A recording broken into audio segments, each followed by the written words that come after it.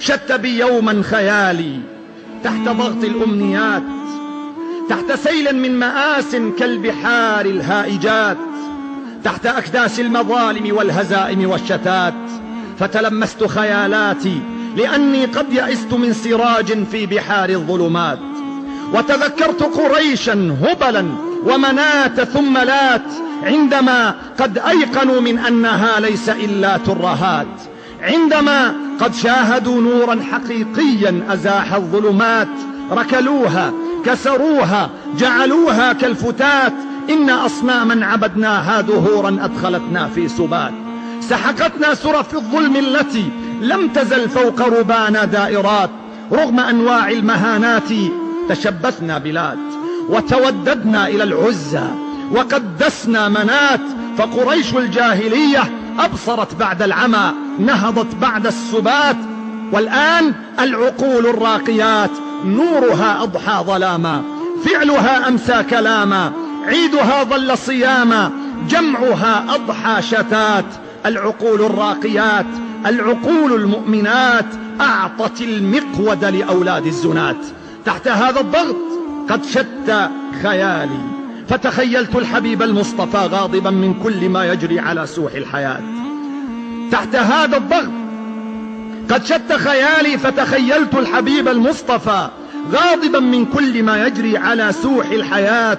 ما تركنا أحدا يرضى بمنهاج الطغاة، ما تركنا مؤمنا يرضى من العيش الفتات.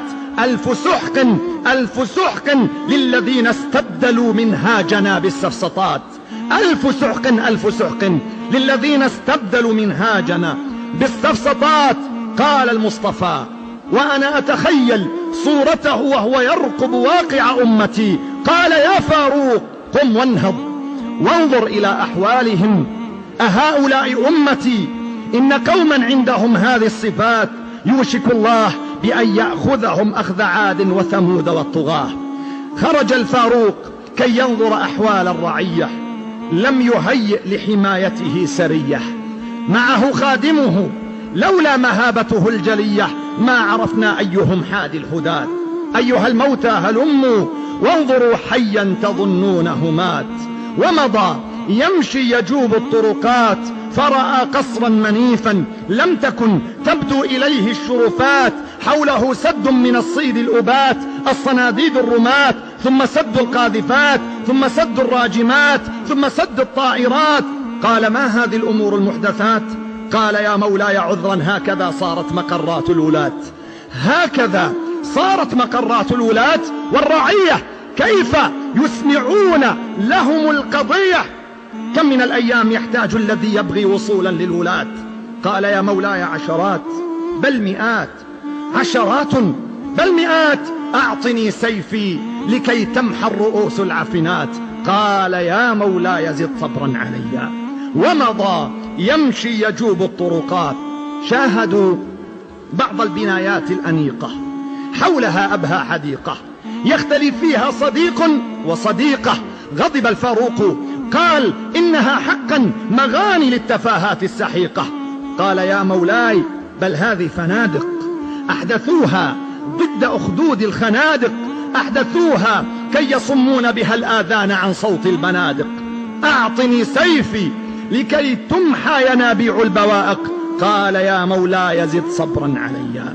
ومضى يمشي يجوب الطرقات، أنساء سافرات وشباب سائبون، فتيات سائبات، كاسيات عاريات مائلات مميلات، إن سيماهم غريبات علي.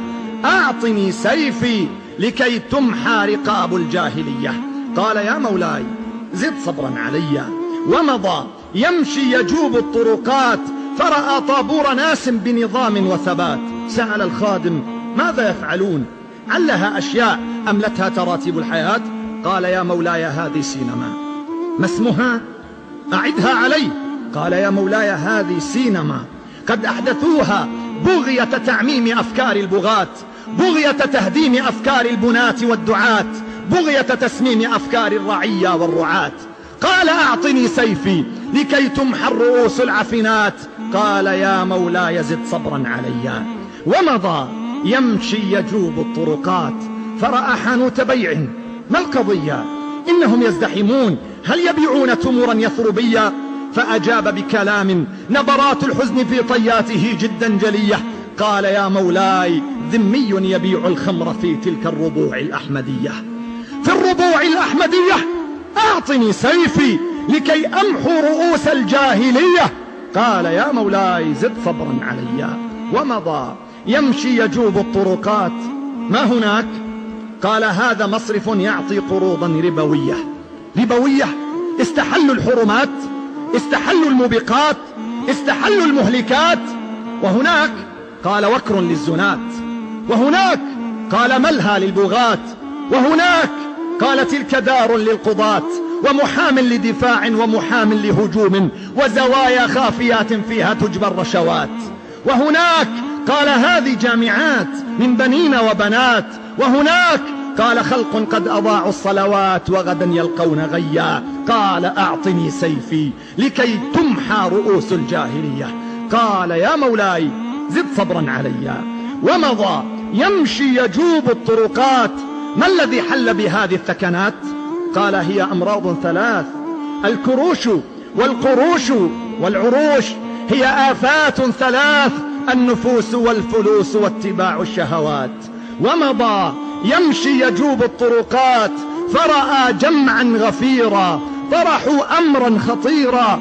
قال لخادمه: قال الفاروق، اقترب منهم فهم يأتمرون علهم رأس الخلاص. استمع فيهم فهم مجتهدون يهتفون بحماس. أنصت الخادم مشوارا طويلا، هز رأسا متعبا جدا ثقيلا. قال: يا مولاي، لم أسمع سوى قال وقيلا. قائل: أنت درويش مع الدف تجول. قائل: أنت وهابي، أنتم لا تحبون الرسول. وأخو مرة بين الجمع مسرور يجول. أخو مرة هو الشيطان. قائل: أنت أذانك بدعة. قائل: أنت أنكرت علينا سنة الجمعة. قائل: أنت دوما تحمل مسواكا طويلا. قائل: أنت ذو علم وذو فقه قليل. وأخو مرة بين الجمع مسرور يميل. ما الذي نجنيه من هذا العويل؟ ببغاوات وأصداء لذي الخبث الأصيل، وأصول الدين تعصفها رياح الخبث عصفا. يا أخي، واحمرت الآفاق نزفا، ويكاد الله أن يخسف بنا الأرض خسفا. والعقول التافهات حرمت بيع السخول، حللت لحم العجول. قال: أعطني سيفي لكي تمحى تخاريف العقول. قال: يا مولاي، زد صبرا علي. ومضى يمشي يجوب الطرقات يتلفت قائلا: أين أفواج الدعاة؟ أين من قد غيروا مجرى الحياة؟ أين أهل العلم، أهل الباقيات الصالحات؟ قال: يا مولاي، هم كثر ولكن هم كثر ولكن نصفهم عند البلاط يجمعون المكرمات. ربع ألجمه الخوف لجاما وتلا آية لا تلقوا بأيديكم فمات. نصف ربع يملؤون المكتبات ببحوث راقيات. نصف ربع قد تلاشى صوتهم في هدير المنكرات. قال: ضاقت الأنفاس فلنخرج إذا نحو الفلات. ومضى يمشي يجوب الطرقات. نظر الفاروق فرأى سيطرات وحدود فاصلات. قال: من بناها؟ قال: يا مولاي، أفواج الغزاة. من غزانا؟ عبدوا عزى ولات؟ قال: لا، بل كل الطغاة والزناة والعراة فاستباعوا الحرمات. قال: سحقا، لا حدود لا سدود. حضني نحو القدس مشتاق إليها، حيث مسرى سيدي خير الوجود. وأنا يوما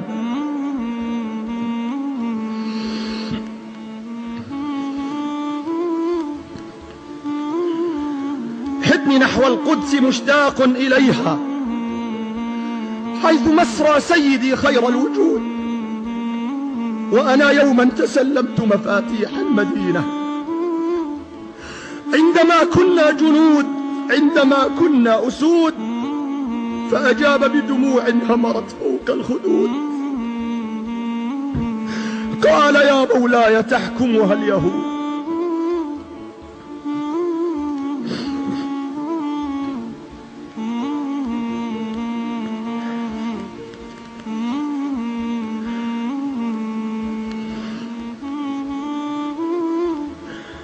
قال حدني نحو القدس مشتاق إليها، حيث مسرى سيدي خير الوجود.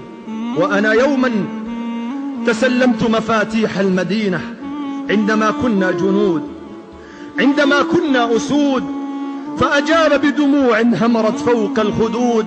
قال يا مولاي تحكمها اليهود.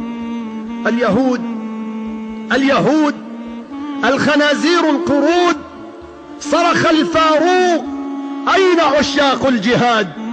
أين أرتال الغزاة؟ أين من كانوا خفافا كلما سمعوا حيعلة طاروا إليها بثبات؟ كيف ناموا؟ كيف صلوا؟ كيف قاموا ويهود الغدر في المسرى أقاموا؟ قال يا مولاي قد أذعنا بيانا، شجبوا واستنكروا ثم أدانوا. صرخ الفاروق أهلك الله مدينا ومدانا. ثم ماذا؟ قال ثم فوضنا حنان لتعيد العتبات. حنان عشراوي. من حنان؟